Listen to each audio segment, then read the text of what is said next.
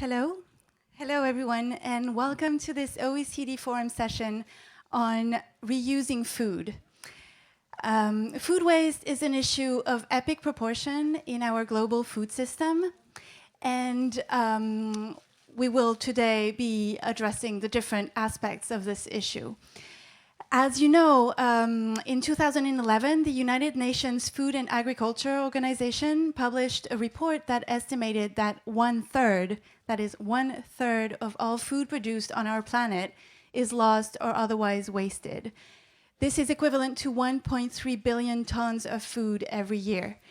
It is an issue that affects developing countries and the developed world in ways that are different, but just as significant. And it has implications on very many levels, not just moral and social, though certainly it does, but also consequences on food security for those who need it the most, and perhaps most significantly, on the environment and our resources and our planet, because every item of food that is wasted and is energy that is expended in vain, water depletion in vain, and use of resources in vain. So as we expect our world population to grow over the coming decades, from 7 billion today to probably 9 billion in 2050, the issue is expected to worsen rather than improve. And so it is urgent to act now. And we are most honored today to have with us four guests who have endeavored to do just that. So please join me in giving a warm welcome today to Masa Kogure of Table for Two. Thank you. Hi, everyone. Shabnam Anwar of Disco Soup. Thomas Jelly of the Sodexo Institute for Quality of Life. And Movarid Bagarzadeh, I apologize for reading my notes, Bagarzadeh, who's a policy analyst at the OECD. Thank you. So we will be holding this as an informal conversation, but before we start, I would like for each of our speakers to take a couple of minutes to tell us about their background and what their involvement in the fight against food waste is. So Masa, would you like to start? Sure. Hi, everyone. My name is Masa Kogure. I'm the co-founder and executive director of Table for Two International. Table for Two is a non-profit based in Tokyo, Japan. And our mission is to right the imbalance that exists between two sides, the developed nation and developing nations. And as you know, there's 1 billion people suffers from chronic hunger and malnutrition, while another 1 billion overconsumes the food. So there's an inequality exists. And we try to accomplish this mission by basically primarily partnering with companies' dining halls and also restaurants and cafe. And we asked them to create our TFT branded meal or branded menu, which basically is designed to be 20% less calorie than we normally consume. And we use that 20% surplus to basically feed children in the poor countries. And how do we do it? We actually monetize that 20% surplus to donation, which is equivalent of 25 cents US dollars. With the 25 cents, we can feed a school meal to a child in developing nations. And the name of Table for Two comes from basically dining table, and we idea is to share meals over the same table beyond the time and space. It's actually, this is like almost Table for Two. I'm actually starving now. We didn't get to eat lunch, and looking at everyone eating delicious food. So this is imbalance that exists on this planet, and we try to fix this.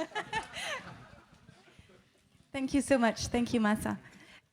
Shabnam, would you like to tell us about Disco Soup? I would love to, and I've also we have brought a presentation. some photos for you to show you what it is. Disco Soup is actually a citizen movement, it's also a nonprofit, but it's an open source movement that was created 2 years ago only, inspired by the Disco Schnippel in Berlin, which was launched by Slow Food to cook for 1,000 people using farm waste. They gleaned the fruit and vegetables from a farm and created a meal. They needed people to cooking hands, so they decided to organize it in a marketplace in Berlin. They invited a DJ who put on very good music, and there were over like 200 people who came with their peelers and just cooked together a fabulous meal for all of the people who came the next day. And it inspired 2 French young ladies who were over there, and they brought it back to France and said, we've got to do the same. And so ever since, over the last 2 years, in 2012, there was the first one, was it 2012? There were only 8 of them in Paris. I don't know, can I have the presentation maybe? No? And what is interesting about this movement is that there are 3 ingredients. The idea is that if you have food, if you have people, and if you have music, these are the best events of your life, of all of our life. And if we want to raise awareness on food waste issues, the easiest way. And so this is just not, these aren't the founders, these are just a group in Luxembourg, and that's the idea. It's always colorful, festive, and actually all the food that's on the table is food waste that's either collected from farms, from supermarkets, or even at the end of a market, street market, whatever. We never go where there are people in need who need the food. It's always food that's sourced that really would be thrown away and no one would be able to benefit from it. And in 2 years, we've saved at least 40 tons. So it's not the quantity, but it's really the awareness. So it's a little drop in the ocean, but it's already that. And so this is like food that was gleaned around Nantes from the farmers. They're working with all the organic farmers around. And since they can't collect everything because they can't sell everything, there's now this whole network that's being set up. And this is what it looks like. And so it's actually people just having fun who don't know how to cook or who do. And everyone's around the banquet tables. Children come as well. They're given easier things to do. And the kids have fun, they learn how to cook, they learn that the food that's in their hand normally was in the trash, and it's really the idea that we can raise awareness, to raise awareness with just local populations. The best way is to make them, put their hands on the products and realize that this normally would go to waste. And then people start exchanging the best ideas, and recipes start going around, even under pouring rain. At the back, you see this, there's this 70-year-old lady who's there who heard the music and came down and cooked, peeled for 2 hours carrots. So it's fantastic events with great food, actually. And you could think that the food wouldn't be good, but it's just fabulous food every time. And the recipes and the connections are unique every time because it's made with what is there, with what type of weather. And if ever we have leftover fruit and vegetables, we're going to give them as well. And what's interesting now is that Disco Soup, since it's an open source community, last April, so last month, there were that many Disco Soups around the world. There's people who have been inspired in Kazakhstan, Seoul, so it's gone viral around the world, and that's what's great. It's out there, and it's an open source, on how to do it, and anyone can do it. So all you need is to invite people and put music so the neighbors around will come, and the events can go up to 5,000 people, because we work a lot with also feeding the 5K in the UK with Tristram Stewart, and it's just good fun. So do try one day. Thomas, would you like Thomas Jelly from Sodexo? Thank you very much. Good afternoon, everybody, and bon appétit. Hope you're having great lunch. Over the last few years, I've sadly, in some respects, worked quite a lot on the issue of food waste in my role in Sodexo. I say sadly because, of course, it is such a pressing, urgent issue. But in many respects, it's been phenomenal. It's been exciting, fast-moving. We've seen food waste rise fast up the agenda in the last few years in particular, perhaps in the last 4 or 5 years. And in my role in Sodexo, though it changed recently, I've got to see many different aspects of it. Some of the aspects were very much internal, connected to the Better Tomorrow plan, which is our sustainability strategy to 2020. And that's all about how we manage minimizing, recovering and reusing food waste in our own operations. I've also been involved in the philanthropic side of Sodexo's activity, Stop Hunger, which has a number of partnerships with charities like FareShare in the UK, which recover food that would otherwise go to waste and make sure that it goes to its A1 priority destination, that is, people. We've also been involved in advocacy at European level, also at national levels. And of course, one of the mainstays of our action on food waste has been in stakeholder engagement. And in fact, only last week, on the 29th of April, we launched an international food waste coalition in Brussels. And the idea there is to bring together policymakers, some of our supply chain, and our partners to tackle issues, that really thorny issues, like metrics. You know, we've had a lot of fun doing things like Feeding 5,000 with Tristram Stewart in London's Trafalgar Square, and that's really fantastic for awareness raising. But some of the real nitty-gritty of the issue, one of the reasons why we struggle so much is because of questions of complexity of definition and questions of metrics. So that there's a whole panoply for action out there.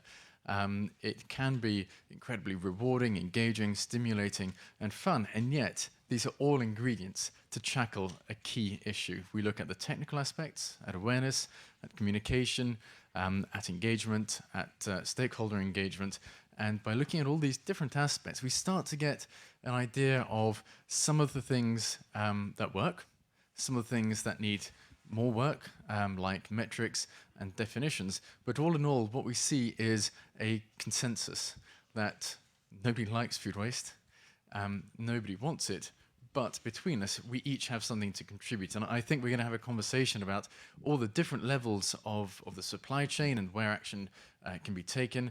And I think from my personal experience in food waste, the point where we each individually and collectively in our organizations can and should take action is where we can have the greatest impact. And I'm really looking forward to this conversation, as we have so many varied experiences. So I'll leave it there for now and pass on to Moravdi. Thank you. Movreed, would you like to? Thank you. So we at the OECD tend to provide advice to governments. Our motto is better policies for better lives, and that's what I've been trying to do on food waste. To do this, we need information both on the numbers and things like this, and also on policies. So the work we've done so far has been about this. We've know that numbers float. We're not sure they're correct. We don't mind if they're not correct, but at least they give some kind of impulse for action.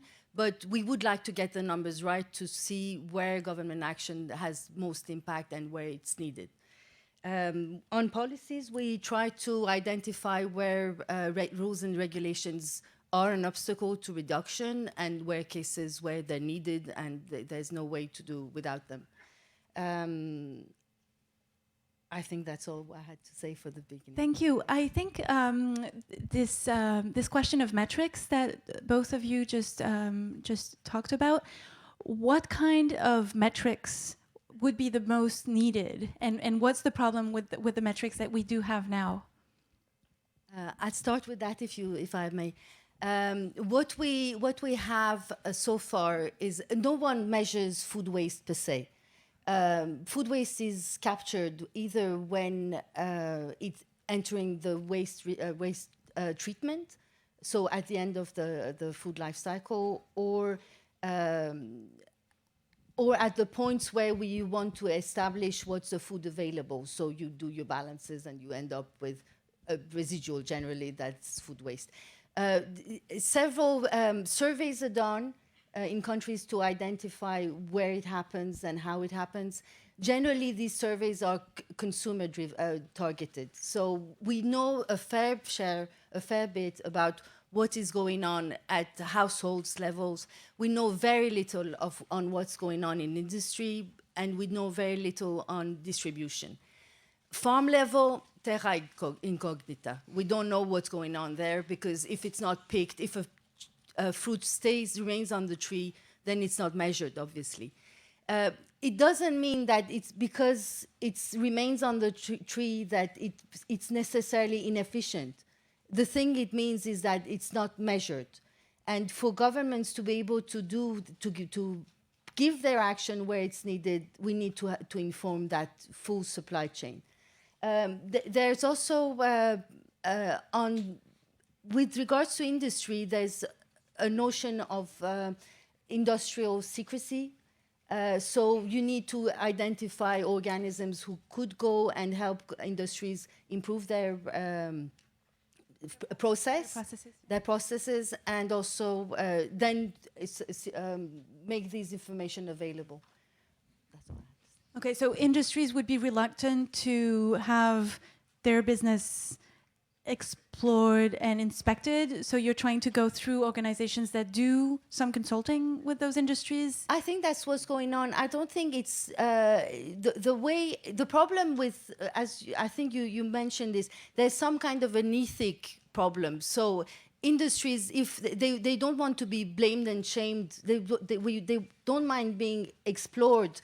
I think what they mind is being exposed. Yes, I understand. Yeah.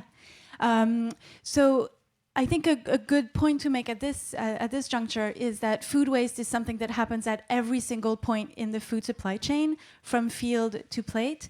So you mentioned at farm level, produce that is just not picked at all, or food that rots before it gets to market. That's probably a problem that occurs more in developing countries than developed countries. But there's also the notion of cosmetically unsuitable produce. And I wonder if some of you can address that question. Why is it that some produce, that is fruits and vegetables, are perfectly good to eat? Why is it that it doesn't enter the distribution system? Shabnam? I don't have the answer, but I just wanted to say that we don't know how to measure what is wasted, but we do know how to measure what we save. So it's also a metric that we can put in place, and it's something that's really positive to work with companies, supermarkets, farmers, and also NGOs. We can bring that number in. To answer your question about the aesthetic, I just have one example. I talk more through examples. There's one mass-produced grossiste, wholesaler that we work with, and he serves the luxury hotels in Paris, and the hotels only want the heart of the lettuces, and so there's half the lettuce that's just dumped into the garbage.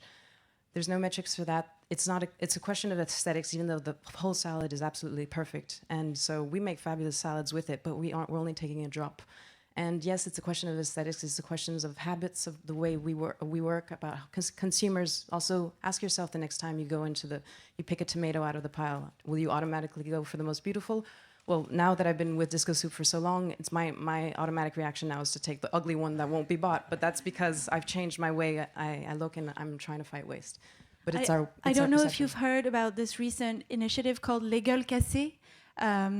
Which aims to distribute under that label, broken faces, which is actually which refers to soldiers coming back from World War I with horrible injuries. But there's strawberries that are just not the picture perfect strawberry, and it's sold as, it says, I don't look good, but I taste good.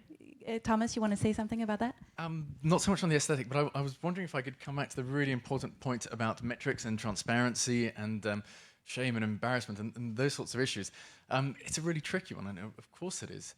But there are some really great initiatives out there which get industry together, setting collective targets and pulling the information together and presenting it in such a way as to be able to show progress, but without naming and shaming. And one really interesting mechanism is that taken up by WRAP, which is a UK public sector body.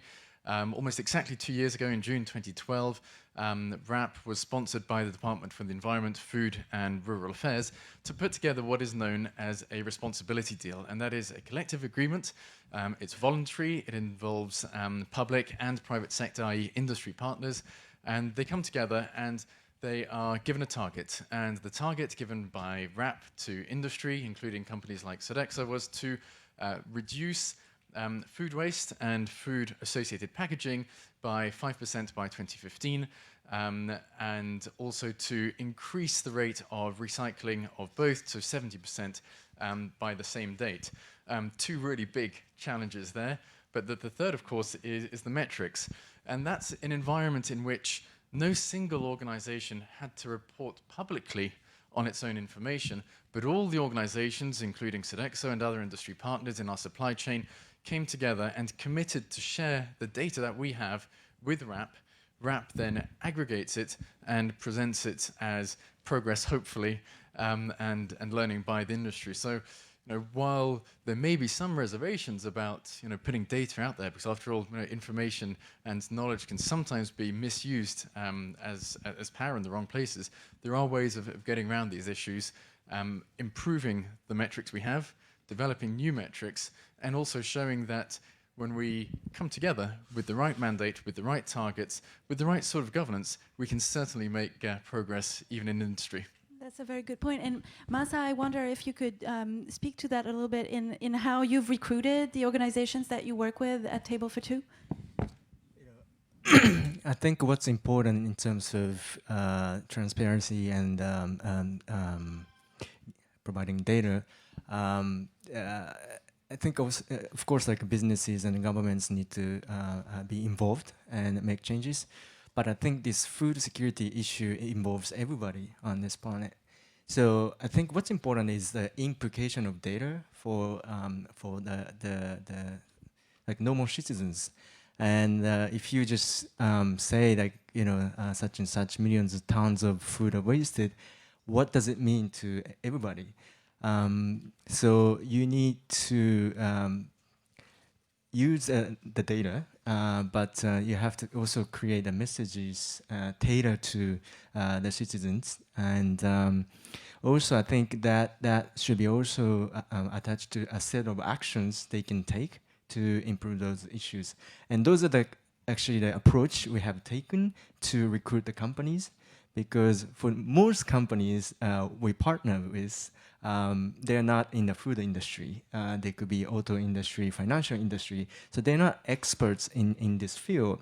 But how do we involve them is that basically from raw data to strong messages tailored to those audience. And for us, what's beauty about TFT is that we actually also provide a solution to those become. Just to clarify, when you're working with, for instance, an auto company, your involvement is with the lunches that are served to their employees. Is that correct? That's correct. And we basically asked them to provide, let us use the dining hall space where employees eat lunch. And of all the menu available, we asked them to designate one specific menu for TFT branded menu, which is so lower calorie. And the TFT stamp is applied exactly. to one so of those. Yes. You can actually make action by your choice. Yeah. If you want to have regular food, that's fine. But if you're aware of the issue and want to contribute to the issue or problem solving, then you can choose the menu. And certainly it feels like anywhere food is served to a large number of people, there's room for improvement, whether it's self-service restaurants, as I'm sure, Thomas, a lot of your operations function along this mode. Is there something that you want to add to that effect? Yeah, sure. And when people come together and share food and the pleasure and think about it and the consequences, and of course food is at the basis of so much of our social, cultural interaction, there's a huge opportunity. For the last couple of years, we've had a thing called Wasteless Week. Last time it took place was in October last year, and right across the globe in Sodexo operations, we had a huge employee, customer and client awareness and engagement campaign. And it wasn't based around guilt messages or the negative messages of waste this and waste that and waste the other. The whole idea was around quality of life. And the idea was that less waste of whatever sort, whether it's in our facilities management operations, such as heating, cleaning, water usage, or in our food service operations, the idea was that less waste is more quality of life, is better quality of life. And that was hugely engaging, because it's the positive message. It reinforces people's curiosity. People want to hear the good news story. They want to know what they can do to make a difference. And all of a sudden, you elevate the conversation from guilt or wanting to sweep things away or in the bin or under the carpet or wherever to something that is fun, engaging, and that stays in the mind.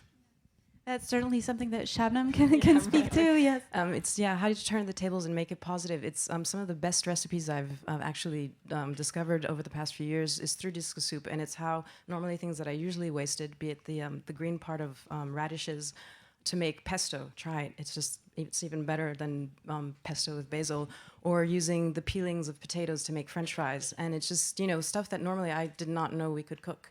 And it's just raising awareness and discovering new things and opening horizons and just getting out of our day-to-day and changing our relationship to food and rediscovering and sharing around that. And that's really, from where I'm sitting at least, that's really how we can get to the waste issue on food.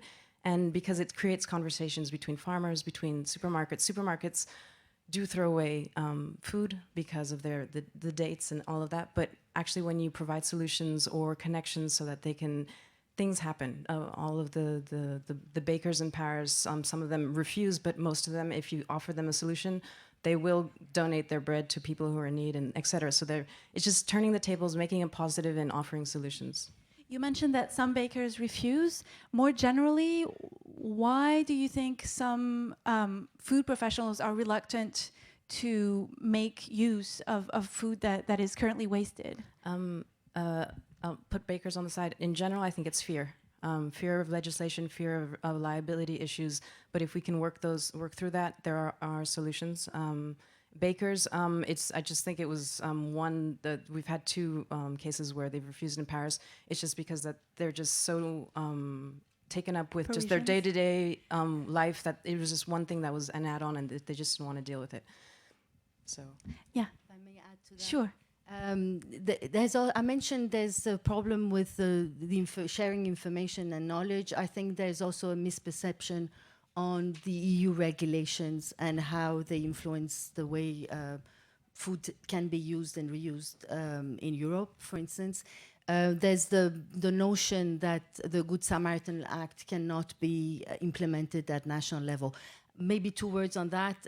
The act was voted, I think, in the US in 1996, and it relaxes the liability of the donor in cases where it's established that in cases where consumers can be harmed, but it's established that the donor did not know that this could happen. So it's really an important. Just perhaps to give a precise example, in what situation would this protect, for instance? Okay, a supermarket gives past yogurt to, or just close to past yogurt to associations, and the yogurt in fact is passed. So if someone gets ill and sick because of that, the person who gets ill and sick can sue the donor, obviously. If it is established that the donor did not know that the product that was donated could have harmed someone, then his liability is waived.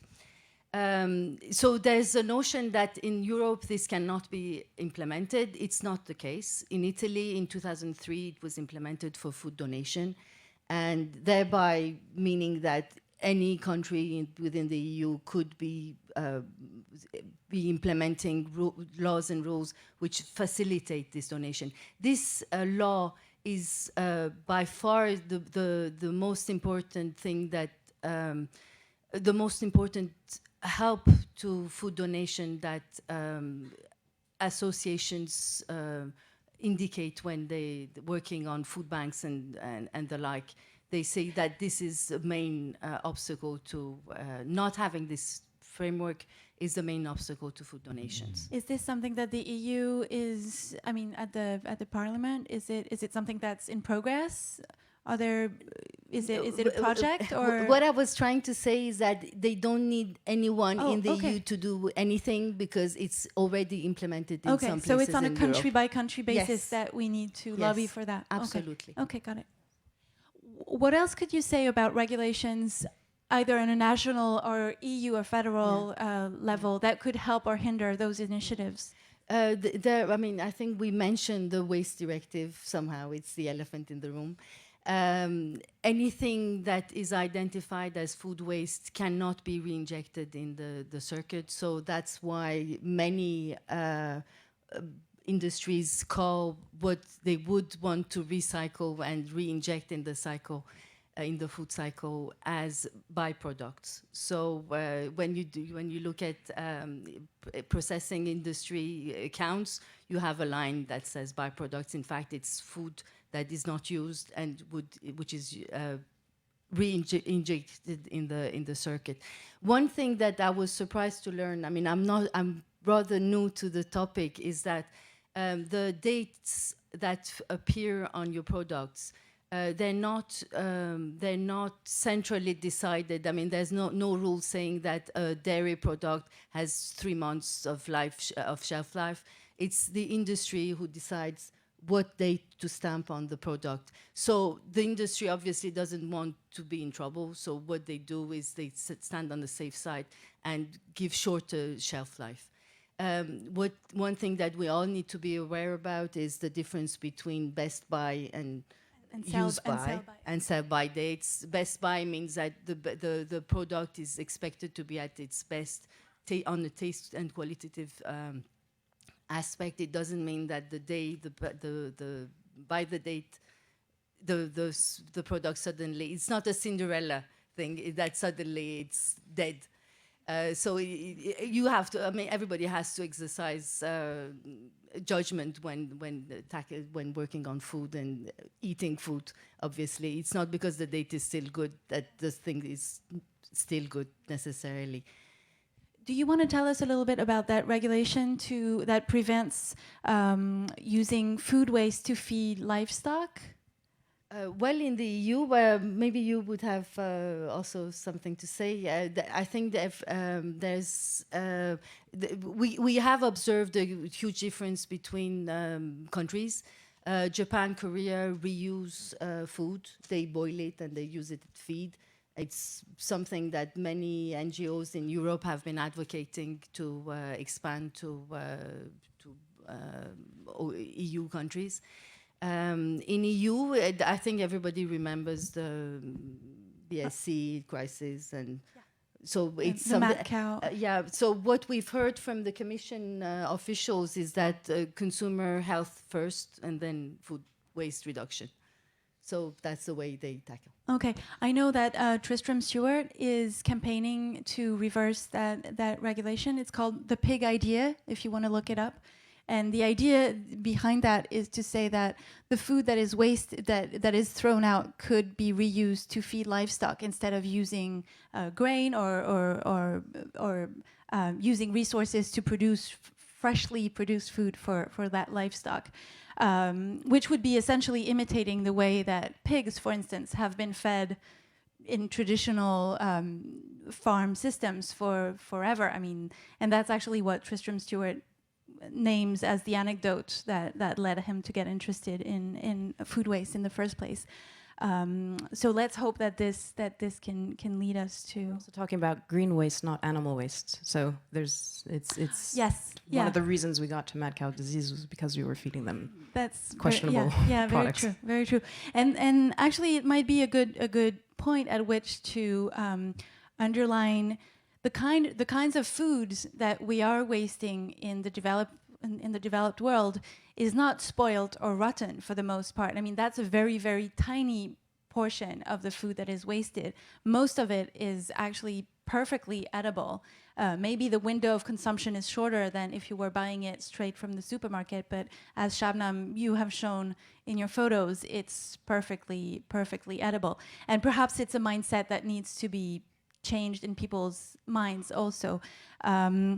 There's a movement called the Freegan movement, and it's something that Disco Soup kind of dovetails into, even though it's not actually a part of the Freegan movement. Could you tell us just a few words about it, as much as I know as little you know about the it? Freegan Yeah. movement because I'm not a Freegan myself, but it's people who have decided for just because of the beliefs that saying that this food is going to waste and it shouldn't. So they're going to go what's called dumpster diving, and they're going to go through the garbage of supermarkets of various places, and you can extract perfectly fine food. There's like I have cases of one was that Tristan had told me about. Is that they had discovered a supermarket. They must have been changing their shelving in a supermarket, so there was loads of Haagen-Dazs. There were just like kilos and kilos. So they rented freezers, and they were able to like feed people with perfectly fine Haagen-Dazs for weeks and weeks. Others is just like it's going to be one pack or one pot in a pack that's just going to have broken. So the other pots are just going to be dirty. So actually, all you need to do is take the whole the pack and just clean them and then redistribute them. So, for example, in Chambéry, where I live part time. We do well. I haven't done it yet, but my partner will go and do the organic shops, and the kids love it.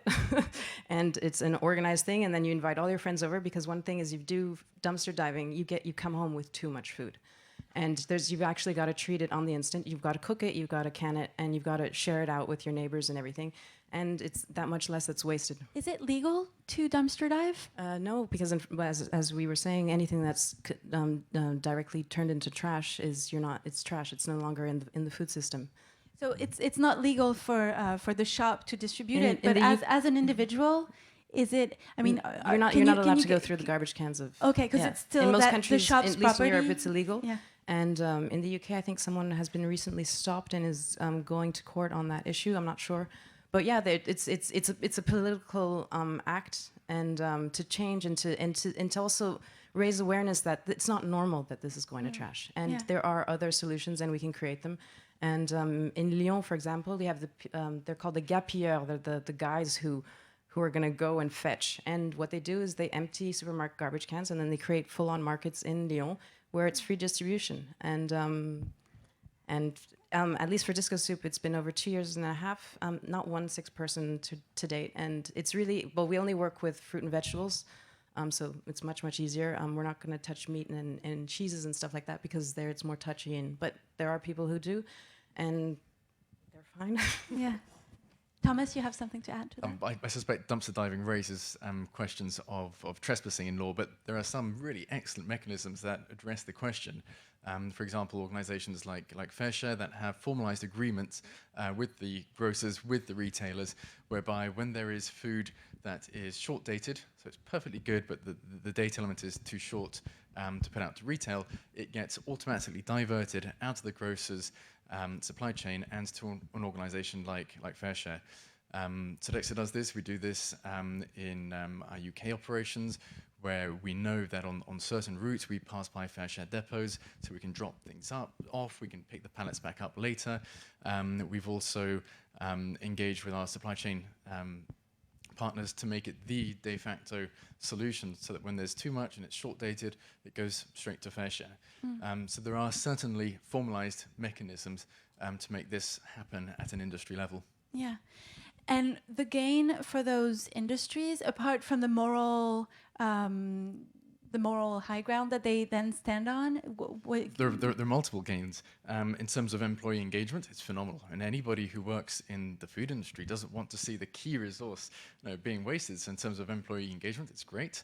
In terms of costs, it also has an impact, because we all know that getting rid of any kind of waste costs money, and it's going up year on year. And of course, it also helps to make your operations more efficient. Nobody wants to be seeing all this waste, flying out of the window. If you can get a good home, great. But at the same time, it helps you to get a better handle on your own operations. it forces you to kind of take a really good look at what you are actually right, and you out. can't always predict everything. A change in the weather can have an impact on the amount of food waste generated. But yeah, it does help in operations, in engagement, and costs, and of course, it's the responsible thing to do. And also, there are also tax rebates for the formal system when they're official donations to organizations the companies receive, and which is to be encouraged. So there are tax initiatives that can be put in all around the world to help promote those systems. Yeah. Did you have something to add? Yeah, on industry not throwing away food. In Japan, for instance, there's a rule that forbids them to do it. So the industry have to find the outlet for the food that they wouldn't use. Okay. Is that Masa? Actually, it's shame I didn't know that. Okay. One aspect of the issue that I wanted to address, and we spoke about this before the session, is Western children are often told when they don't finish their vegetables that they need to clean up their plate because there are starving children in Africa. And I feel like we tend to think of food waste in the Western world as a separate issue from hunger in Africa, because you can't, I mean, the point is not to use that loaf of bread from the garbage can in Paris to feed someone in Africa. So can you tell us a little bit about how in the globalized system, whether it's energy or directly food, how will it help the developing world to reduce food waste in the developed world? Let's take a very concrete example. Imagine I have a piece of fish on my plate at home where I live in London. It's possible that that piece of fish was raised in a fish farm and was fed fish meal that was caught in the Pacific Ocean off the coast of Ecuador and Peru. And therefore it's possible that the exploitation of a fishery in that part of South America has an impact on the local population's ability to fish for its own need. So there can very easily be a direct link between my innocent-looking piece of fish on my plate in southwest London and the ability of a community to feed itself in Latin America. And you could take a similar example around fresh water and vegetables grown someplace in Africa. But in a globalized food supply chain, we'll have responsibility to think about what we're doing and opportunity to make an impact on the reduction in food waste and the best distribution and use of resources. Yeah, so it's not so much the food itself, it's more about the resources that were used in vain to produce that food that is just... Whether it's land, whether it's the people who work on the land, whether it's fresh water, whether it's greenhouse gas emissions, and after all, food production accounts for about 20%, 25% of man-made GHG emissions, and the food system is global these days. Maureen, you had... This is exactly what I wanted to say. I mean, one of the FAO studies calculated that the third, if food waste was a country, it would be the third contributor to CO2 emissions. So after US and China. One thing that we haven't mentioned also is that some countries forbid landfills, some don't. So when the food is wasted and it goes to landfills, then it's also a contributor, a negative contributor to the environment. Masa? I think resources, natural resources, like issues, but I think food itself is issue. Country like Japan imports the most of food that we consume. Actually, 70% of grains we consume in Japan are from overseas, and something like staples and grains, they are traded globally in the market as almost like a financial product. So the food actually goes to whoever can pay more. And luckily, Japan has the good economy, so we get to buy enough food. But what if that food, some percentage of food goes to those poor countries?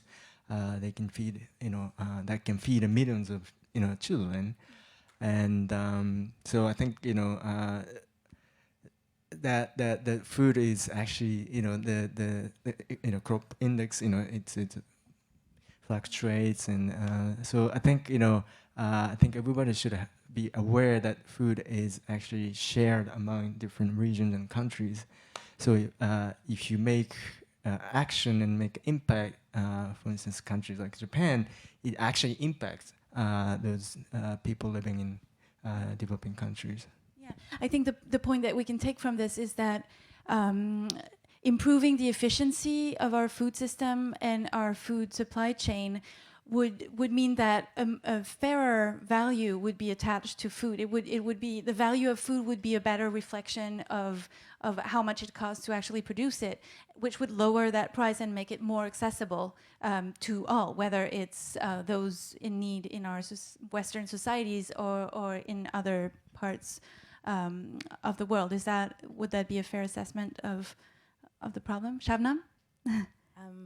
I just wanted to say that I think what is important, be it with children or with adults, no matter where we are in the world, it's just the value that we have of the food we eat. once a friend of mine once said, when you eat honey, think of the bee. And it's sort of like when you eat the fish, think of the whole system behind it. And we have to raise awareness no matter where we are, to take part in that, but not to put guilt on children or adults. That's not the way it's going to happen. It's really just think of where it's coming and value it. And it's sort of like, I have a Japanese friend who every time he drinks tea, he's thanking the tea because it's great. It's just be aware of what it is. We've taken food for such a commodity that we can throw it away as paper.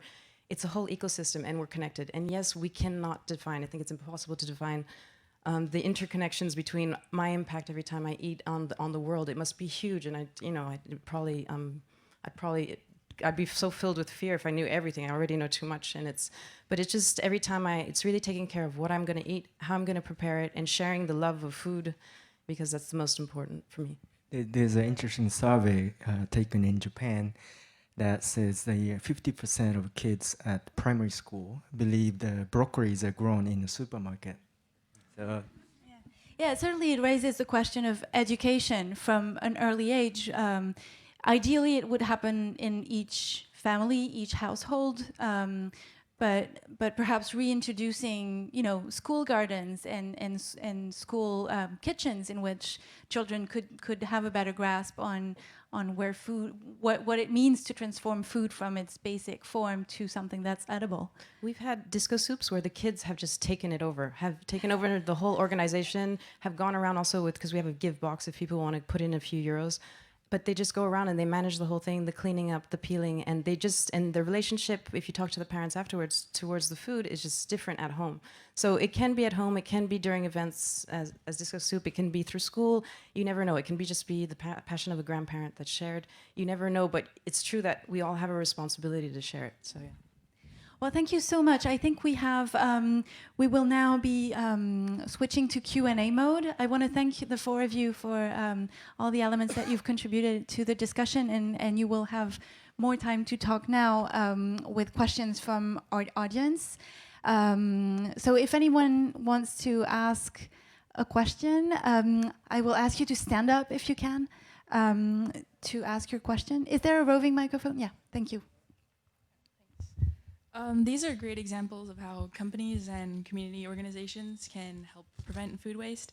But what is the role, or is there a role, of government subsidies on food waste and implications for food prices globally and that kind of thing? If anyone can touch on that.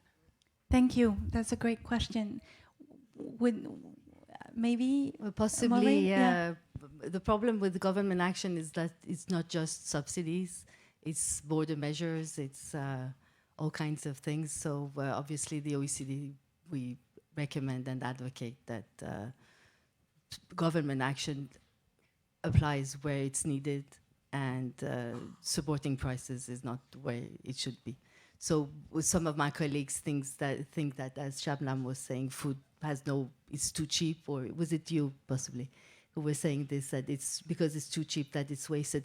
But I'm not sure that this is exactly true, because in colleagues who work on developing world also say that even there, although the share of food in the household baskets is higher, food is still wasted. So I'm not sure it's just a direct connection between the price and it's the whole process. Thank you. Thank you. Anyone else wants to add address that? that? It's a difficult question as well. The way we work is that it's we're part of slow. Well, one of our founding members is from Slow Food, and so it's true that we work, and that's what we work with food waste from any type of farming. But yeah, we're working with organic farmers, and that's what we believe in, and we need sustainable farming with the logic where the price and the value is reconnected. And a lot of things are taken into account. But yeah, the way it's working today is not. It's, I've seen pallets in mass markets just going back to Spain from Paris just because the bottom is broken and you've got a hole from the bottom to the ceiling of perfect lemons just going back. What do you want to do? It's a lot. We're standing on our heads. Masa? Well, I'm not expert in government policy, and I'm not a policymaker, but I think our TFT program has been implemented at all the government offices and even parliament. And so the policymakers can also make action and make changes, and that would set a good example to the nation. And I think that's important. And people think, politicians, talk a lot, but they never make action. It's actually nothing to do with our prime minister giving a speech tomorrow, but it's also, I think, everyone should be involved and taking action, and then that probably set a good example. Yeah, it's a very good suggestion for them to put their money where their mouth is, quite literally. Exactly. Clotilde, I just want to say that my own experience of the public sector and food waste, my role at Sodexo, hasn't involved subsidies or prices once. It's been quite an interesting journey. The first part of the journey was back in 2012 when the UK government had what they called a foresight report, and that was on food and farming futures. And it was future casting ahead to 2030 and inviting NGOs and companies to come in and help the government futurecast then about 20 years. Since then, in practical terms, we've seen the implementation of food waste regulation in Scotland last year. We also saw the launch of the responsibility deal in 2012. And most recently, we've been involved in the House of Lords Committee on Environment, Food, Rural Affairs consultation around European level regulation. And much of that touched on metrics. So what I see is over and above prices, a clear willingness to bring actors together, to consider regulation, to consider the informed and participative formulation of regulation, all looking within a context that goes beyond just the immediate electoral cycle, but as far as out as 2030 and beyond, of course. Thank you, Thomas. Thank you for your question. Is there another question from the audience? Yes, there's someone over there at the back. If you can stand up to ask your question so we can see you. Hi. I would be very interested to hear about any advice you have to give for employees eating at employer restaurants. We at the OECD have a canteen here, and we have a canteen at our building in Delta.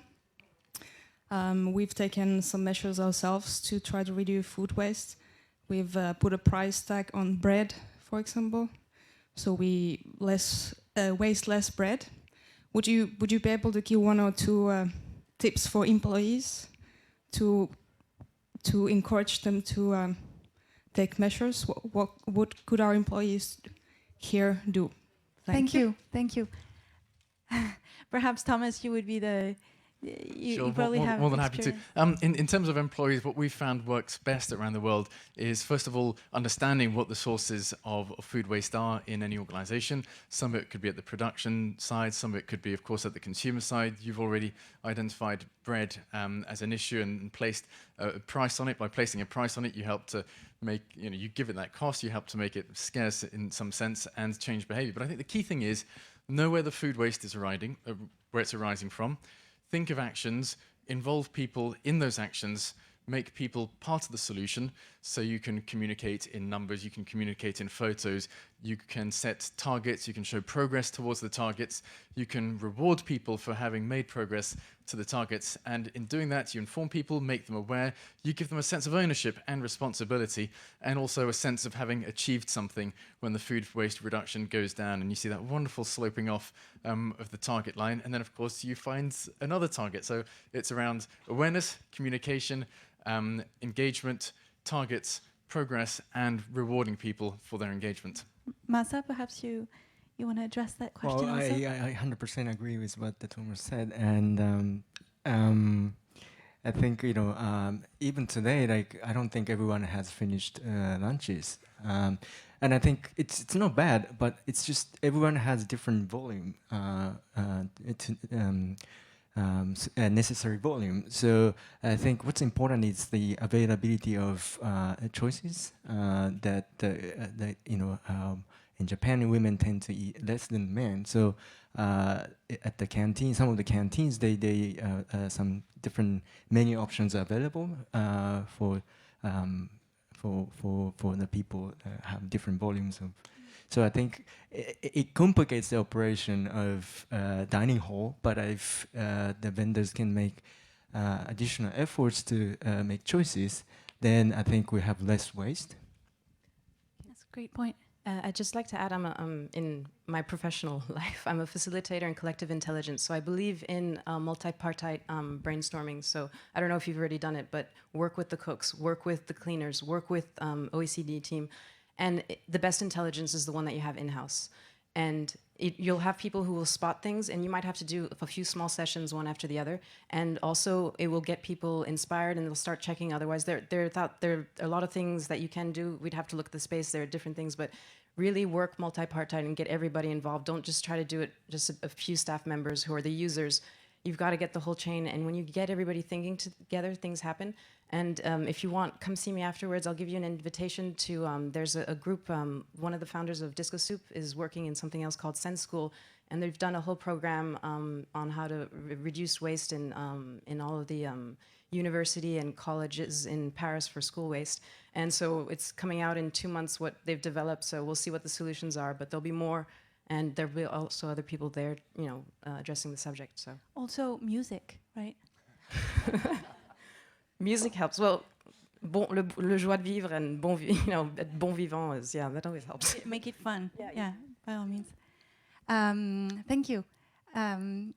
There's you had raised your hand earlier.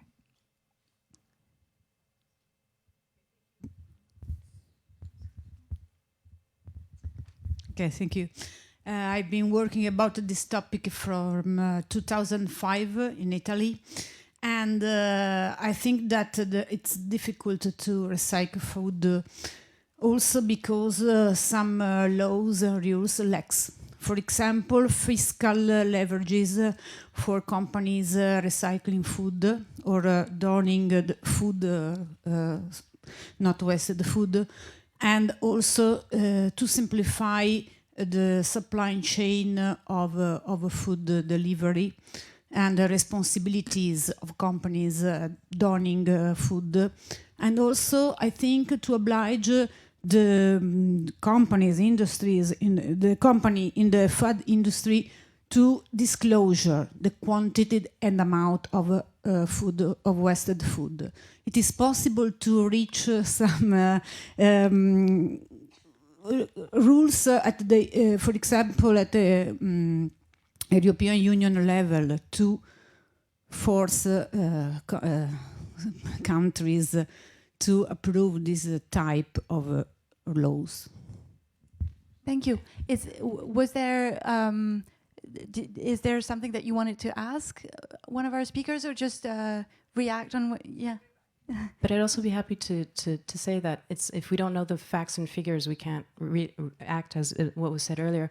And it's even on an individual level. I was convinced I wasted very little, and I did a full week where I really quantified everything. And then, I did. Well, I'm a waste, freak, so I'm always fighting waste. But actually, I did it for a week. So if you do it in companies, and also I work with companies, and often they're like, "Oh, we waste very little," or we don't waste.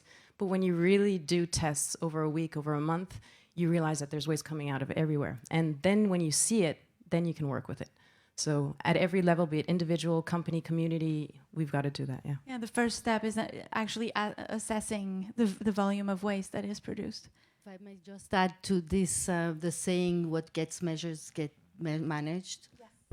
Yeah, that's what gets measured gets managed. That's a good motto for this action. Yes? Yeah, I come from the Media India, which is a media partner in City Conference here, forum. And also I'm a chairman of their policy center where energy security and food security are the key issues. I have one comment and one question to OECD. The comment is related sort of a painful observation at the macro level of what the developed countries are doing. There is a huge amount of subsidies which appear, based on your discussions, excellent discussions by the way, is being given for wasting of food. It amounts to that indirectly. And I think it's necessary that OECD calculates that, relating the subsidies to the West, and internationally come to certain kind of an agreement whether that is the way to reduce the hunger in the developing countries or wherever it takes place, rather than saying about passing the food to the developing countries and reusing in the developing countries and that kind of thing. So that is my suggestion.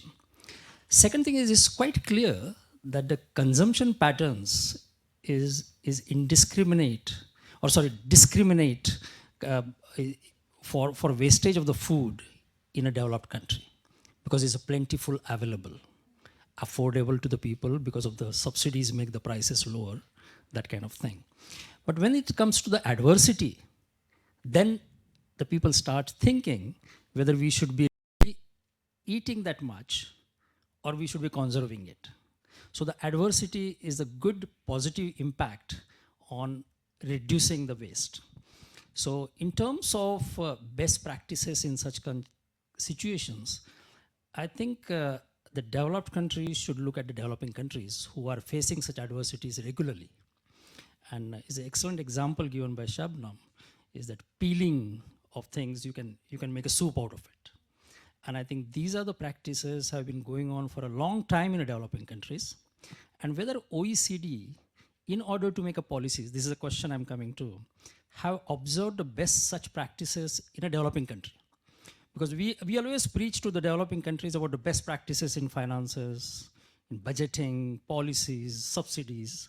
But have we done the best practices of saving the food which existed for a long time in the developing countries so that developed countries can adopt it? And or the developed countries probably can set up some kind of policies in order to reduce the waste. Maureen? Yeah, I'm glad I asked my colleagues who work on developing countries before I came. On food waste per se, we have had a report that's published recently on China.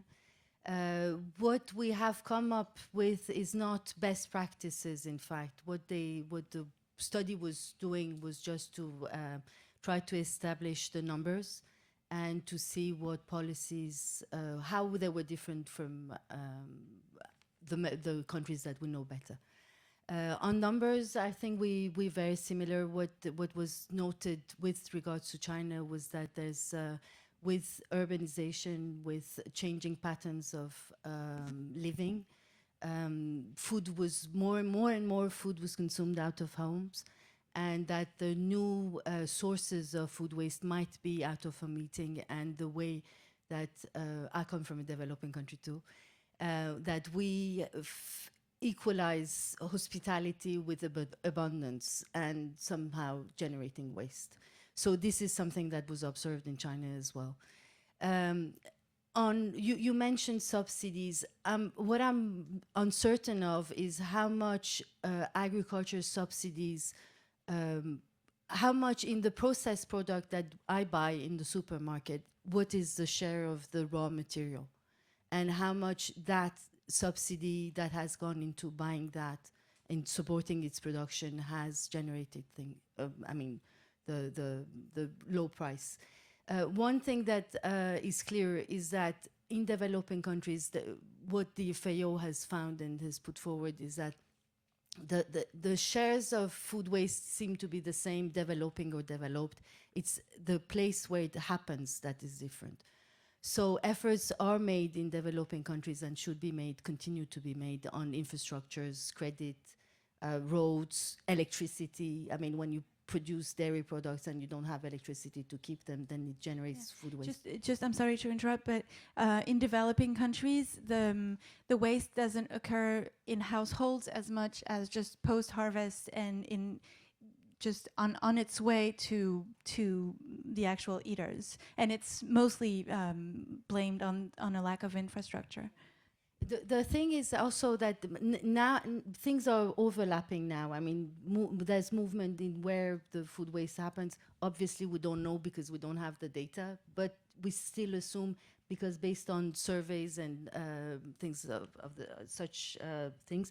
But if governments manage to reduce that part of food that's wasted in developing countries, then it means more abundant, more affordable food for the poor. And the poor exist everywhere. It's not just in developing countries. Thank you, Maureen. We have time for one last question, so perhaps you wanna stand up and There's a microphone coming your way. Hello. I'm thinking about portion size, particularly comparing the United States and France and what's left on your plate in the restaurant or in the canteen. And in the US, it's very easy to get a doggy bag. In France, it's very difficult to get a doggy bag. And I'm wondering if there could be a doggy bag campaign in France. And There is one. and you could, I've actually had other customers give me a really bad time about a horrible American tourist, which in fact I'm a resident and a citizen of France as well as the US, asking for a doggy bag. And I think this could be helpful, and I'm also concerned about the leftover portion and if there isn't something we can do about it, like farm animals and stuff like that. Thank you. I don't know, Shabnam, if you want to The talk. idea of doing a doggy bag campaign in France and in Europe and more generally something that would go viral we've been working on it. What's interesting with Disco Soup is that it's so open source is that the minute there are loads of ideas, but when someone wants to take the idea and run with it, there's a whole community to back them. Right now that one hasn't taken, but there are people who have been doing, like Disco Boko, making jams out of fruits that are normally wasted. There are loads of projects emerging. Hopefully doggy bag will come. There's one campaign called Trop bon pour gaspiller, so too good to waste. And I believe it's a guy who has a Kickstarter campaign who wants to come up with a container that he could sell to restaurant owners, because usually you can ask for a doggy bag, they just don't have a container. So they might cover the plate with foil, or they might wrap things up. It's mostly foil based, which is kind of not optimal. But I think in France, at least, the doggy bag thing, it's mostly that people are afraid to ask because they don't want to look cheap. But it's certainly something that we can encourage. It's a cultural aspect. Yeah. It's cultural, and I like the name Too Good to Be Wasted. Too good to waste.